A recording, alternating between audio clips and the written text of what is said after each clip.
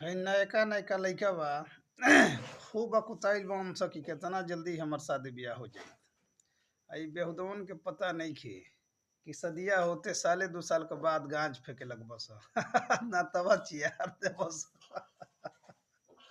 ओकरा ले पहले इतना यूं जाइल बन सब कि मने अब कहे मान के नहीं के। अरे साले शादी ब्याह तो होइबे करी रे बेहुदा। पहले कमा धमा के रुपया पैसा इकट्ठा कलस।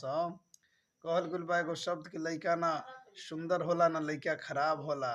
लड़का अमीर होला लड़का गरीब होला। तरे बेहुदा मूर्खानंद पहले पैसा कमा सरे बेटी चोद पैसा कमा ले बस त हजारों लड़की लाइन में रही खूब जवन करे के एंजॉय करी हस।